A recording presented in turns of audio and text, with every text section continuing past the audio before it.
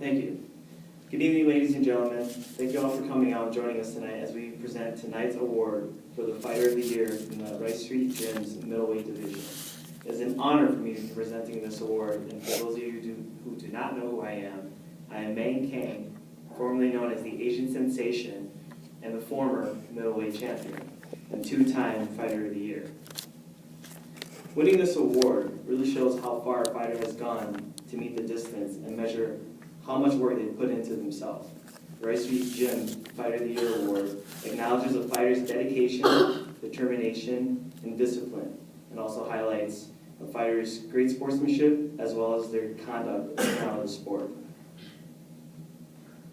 There are a ton of great fighters in the middleweight division. We have Bob, the Iron Chin Stewart, great fighter, and Edward Evans, the Lightning Kid. And we can't forget the all-famous and the all-great, the Tank, Stephen Miller. All champion fighters and great fighters to be put up onto this award. But one fighter stood above the rest. One fighter really made an impact. Winning fights will get you a lot of media attention and sponsors, and can get you one step closer to a championship fight. But it's always a fighter's backstory that really makes them a unique fighter and a powerful individual among the rest. I remember seeing this kid the first time fighting in the ring, and I said to my coach, Paul, who's been with me for many years, that this kid has got so much spunk and he's got so much adrenaline. He's a great fighter all around. I can't imagine what he's going to be like in the near future. Looking back at his gym records, he never missed a day of training, rain or shine. Even in some of the nastiest weather, he was out there training all the time. He even spent most of his training days working with newcoming partners. It shows that he's really dedicated and well-disciplined in the sport and his training. And then when times got rough in the gym, he always kept his cool and kept his composure. I remember seeing two intermediate fighters complain about how shoelace should be tied. And it was just a horrible mess all around. I remember seeing this guy walk up to the two fighters and say, hey, you two, look, there's some kids sitting right over there, and they're seeing you bicker about how shoelace should be tied. Is that how you should be conducting yourself and showing yourself as professional fighters? Like, that's just not very becoming. I was completely wowed by everything this guy did. He had all odds against him, and though everyone said that he couldn't make it as far as he did today, he definitely proved everyone wrong. He kept his chin up and his head screwed on straight, always humble everywhere he went. His professionalism cannot be matched, and his own motivation far exceeds all other competitors in the division, that this award cannot be awarded to anyone else but him. Ladies and gentlemen, I'd like to welcome this year's Fighter of the Year from the Rice Street Gym's middleweight division with an outstanding record of 27 wins and 0 losses. Here tonight we have the undefeated one-touch kid, John Laboda.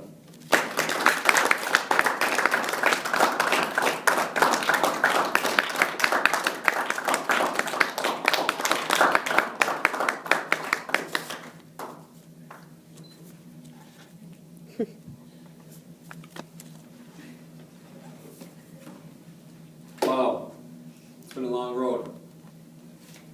Thanks everybody for coming out tonight. First and foremost, I'd like to thank Meng for presenting me with the Fighter of the Year award that I've worked so hard for. I'd also like to thank everybody, like I said, who came out tonight, and all my other supporters. Along with the Rice Street Gym and my beautiful wife, Amber Drews. Without any of you, none of this would be possible. It seems so real to me, and it seems like it was just yesterday, and I was a little kid watching Meng fight one of the best bouts of all time for the championship. I recall after the fight, Meng giving an interview that was just so inspiring as he talked about his childhood, which was very similar to mine. Meng grew up in a rough neighborhood with no mom or dad. He said he used boxing as a way out, an escape of that lifestyle.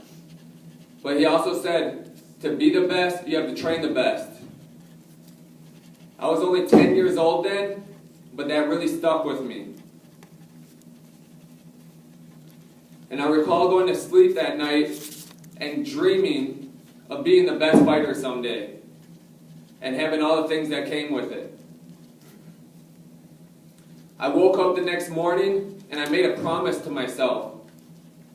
I promised that I would do whatever it took to one day become the best fighter. I walked down to the Rice Street Gym and I made a commitment with them as well, one that I never broke.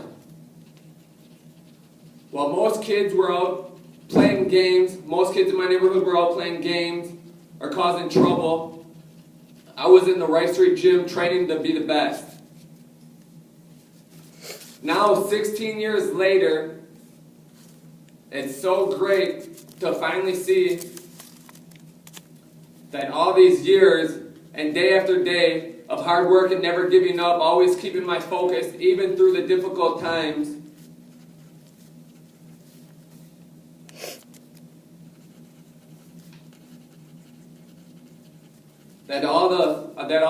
that all this work really paid off, and training to be the best, like Meng said, really paid off.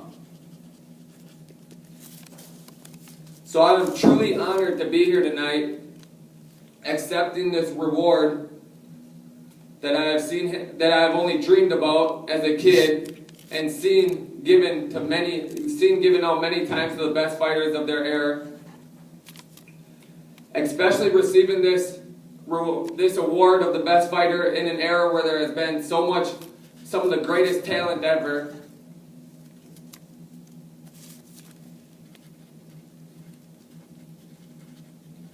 But my work is never done.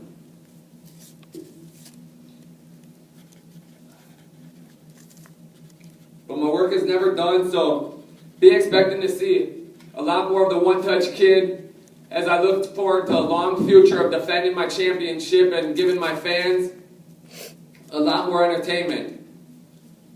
Also, before I leave tonight, I would like to thank one more time Meng for presenting me with the Fighter of the Year award. Everybody who was in attendance tonight, along with all my other supporters. A special thanks to the Rice Street Gym and my beautiful wife, Amber Drews, for sticking with me through the hard times. I love you, baby. Everybody, please be safe and have a great night.